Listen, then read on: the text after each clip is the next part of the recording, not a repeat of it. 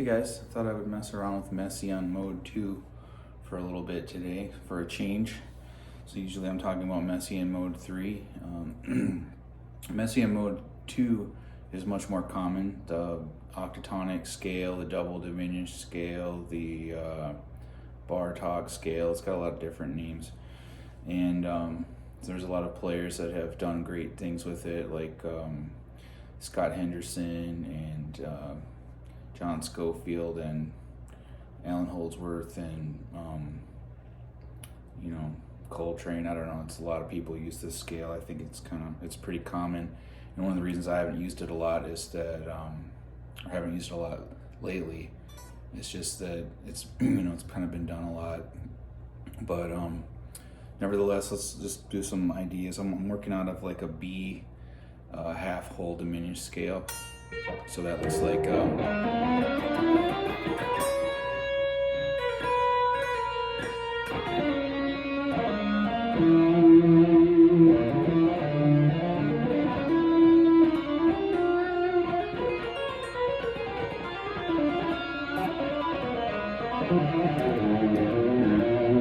so let's see, so I start on this B.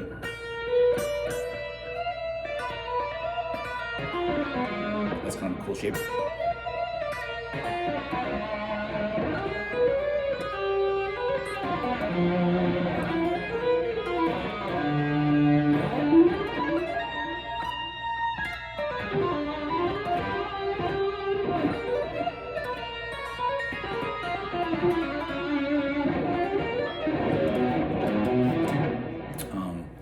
There's a thing where you have fourths that could go up in minor thirds, and I like to flip-flop that. But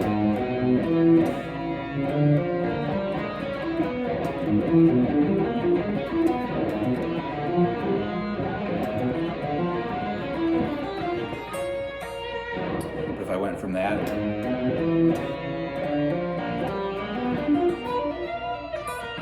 into the other thing we just did,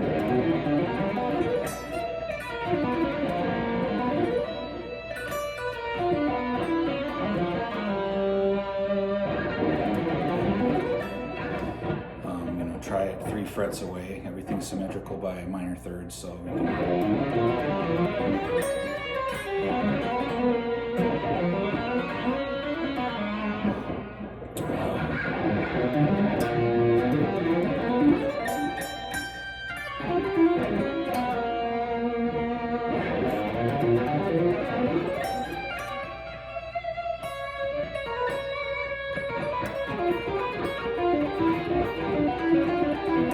I showed that in another video. That's pattern that actually comes from Bartok, that was shown to me by a great saxophonist, woodwinds player named Philippe Vieux, who learned it while playing in Kenny Kirkland's band. Kenny Kirkland showed him this lick, so I figured this must be a good lick. And I like to play it in position to add an extra challenge. But so the basic cell is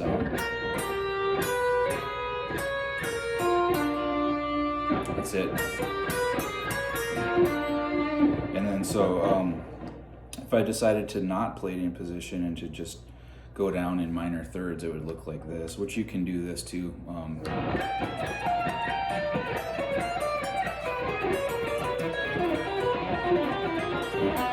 There's nothing wrong with that. I like doing it like this.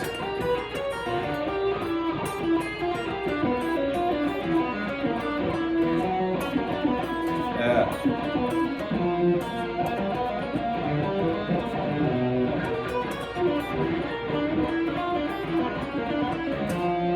So that's a cool one. Schofield and Henderson like to open up the intervals, and that's one of the things that gives things like a real modern sound, if you're into that, is just using really big intervals. So like you could do it like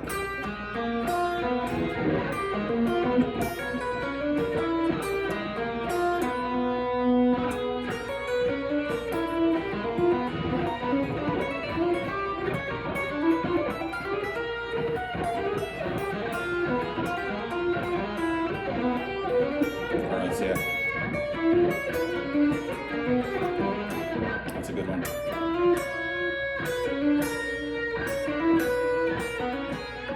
this one with 2 fingers. It's kind of fun.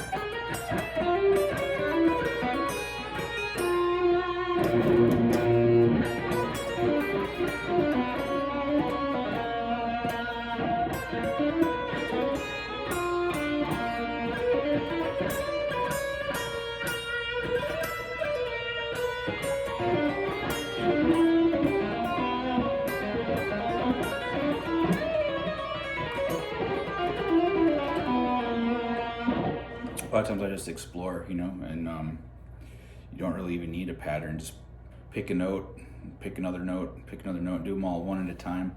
This is kind of my model for basic improvisation, is building your lines one at a time.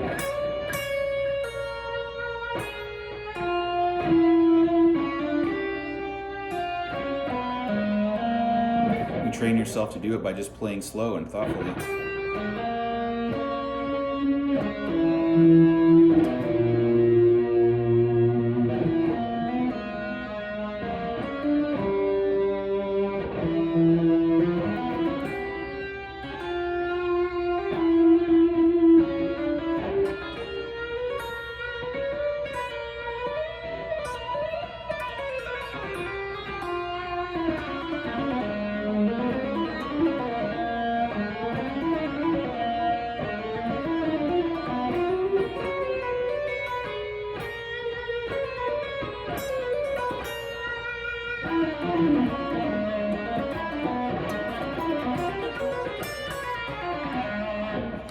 And then the last idea I think I want to share is what happens if you take the Messian Mode 2 and stack it in its own diatonic fourths. This is a little technique that I think is interesting, because if a scale is symmetrical by a particular interval, in this case minor thirds or tritones, I like to pick a different interval than that to use as kind of an axis of symmetry, even though it's only kind of a diatonic symmetry. It's not strictly symmetrical, but just to disguise the diminished nature of the scale, try this. So yeah, if I take a note like and I start just skipping skipping over 2 notes in between each note I play, then you would skip over and here, and then you'd skip over these 2 and end up here.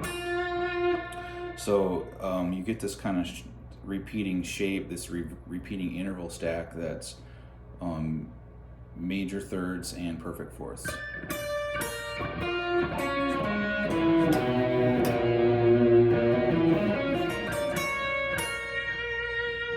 So and then you can have different numbers of notes in the stack. You don't have to go straight down the scale. You know, you can have you can go 2 deep.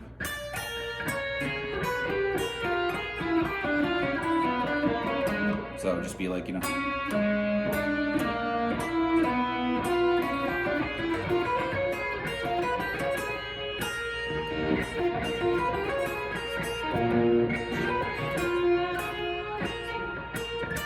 or 3 deep.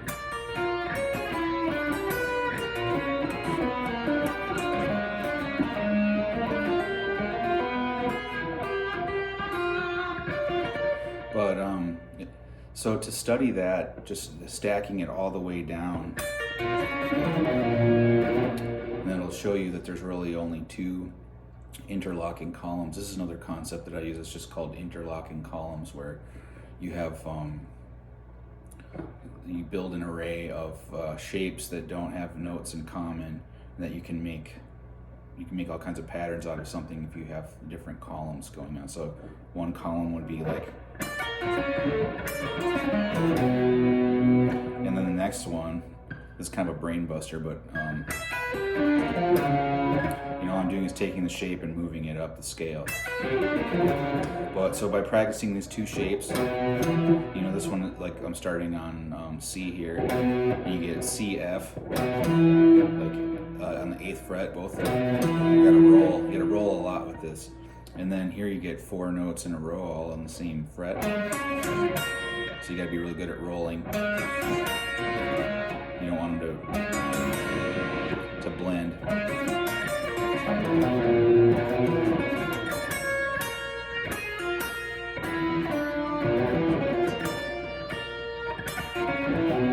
So it's kind of easy. You can you just reduce your thinking down to just, okay, I'm just going to practice this shape. I like how surprising each note sounds as you go up, because it's each note is like, you know, you're not expecting it.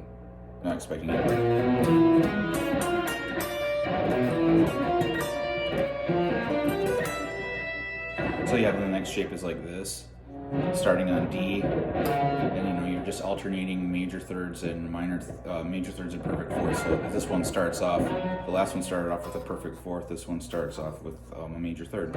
And then you get a perfect fourth, major third, perfect fourth, major third, perfect fourth.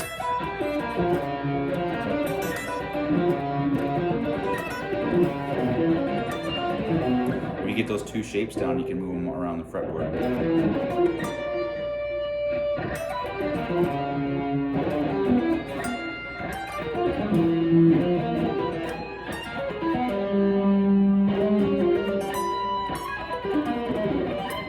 So, and that's, you know, maybe slightly more for just visualizing the columns, and you know, you might not play that very often all the way down, but you know, doing something like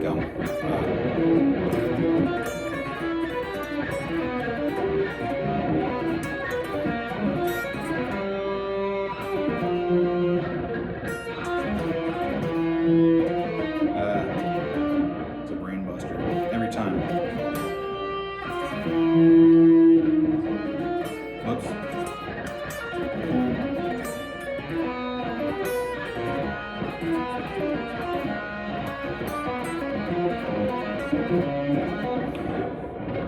Or just you know, perfect fourths wherever they appear in the scale.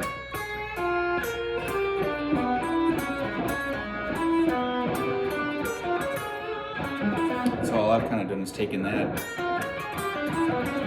idea, and play the in-between notes.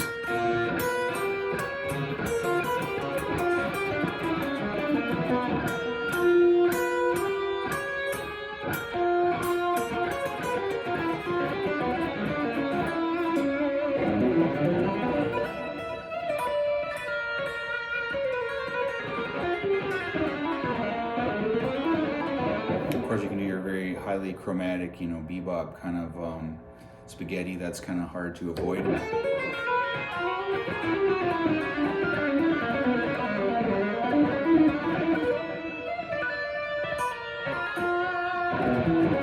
want to spend some more time working with these shapes, though. I came up with these like a long time ago, and I messed around with them a little bit, and I guess you know, lost interest in it. And what I should have done is just kept at it, because you know, you can always make things out of it seems like every idea is good, and you can always make more out of it than you do. And so I say, like, if you come up with something of your own, don't give up on it, and just keep messing with it every day, and especially if you kind of go slow.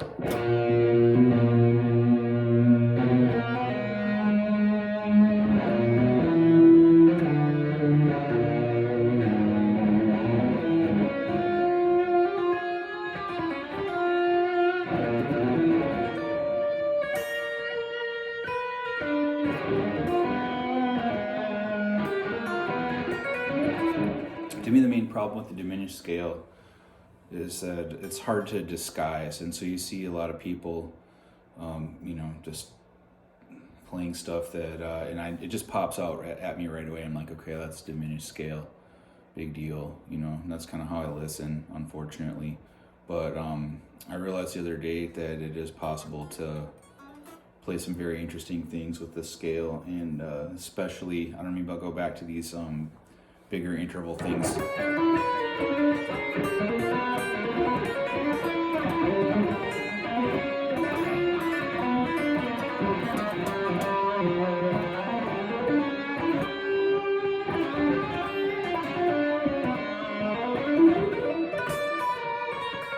See, I keep going back to that. I love this. Sounds like a weird, sneaky, like modern classical thing to me. You know what? To make it sound more modern classical, when you get to the top of any weird arpeggio, slow down and play the top note 3 times.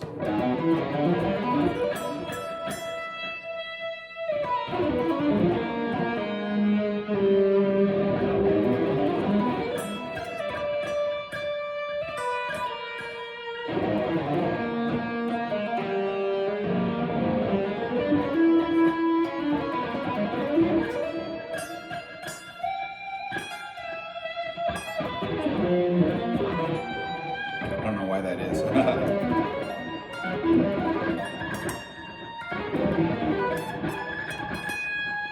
So here we go, let's see it.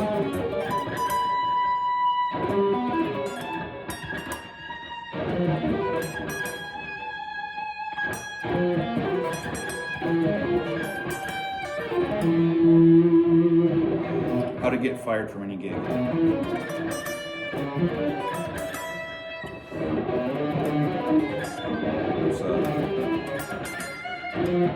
We take one shape and concentrate on one shape at a time. Up a minor third.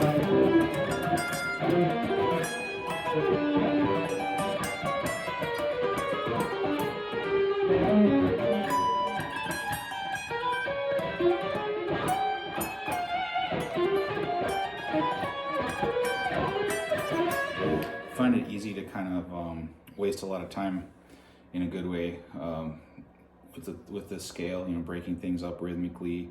You know, something I need to talk about a lot more is Motivic, playing motifs. Like if you know, when you do something, do it again in a different place, do it again in the same place, flip it upside down is another motif. Like even if I just take 2 notes, that could be a motif. And then, you know, now I've repeated the motif.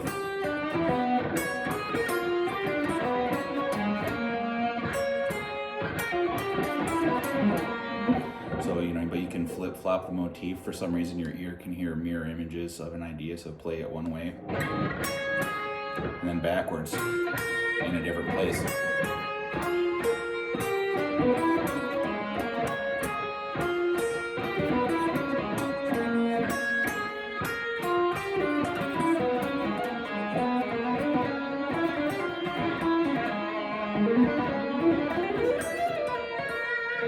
I'm trying to do more is play, you know, have my string of motifs unbroken, so you don't want to necessarily play something and then play something afterward that has nothing to do with what you just did. That kind of makes people turn off, and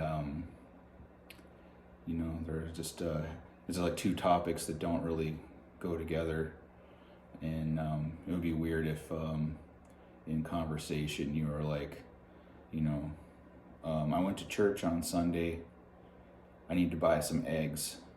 They're, you know, people will think you're kind of crazy if you don't play things that have something to do with whatever it is that you just played. So, and you can, Scott Henderson talks about this and arranging all of your ideas into, you know, sort of like letters and words and sentences and paragraphs, and you know, you can play a solo where you start with one thing, play something that has something to do with that. Whatever comes next has to have something to do with that. And the thing that you kind of have to try not to do is, you know, just switch topics.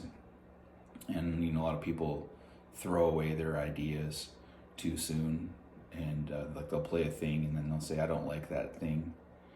And they'll play something different after that. And really what you should do is stick to the thing that you played, and just you know, that should be like the word of the day. The word of the day, or the word that you concentrate on a lot, is just motifs. So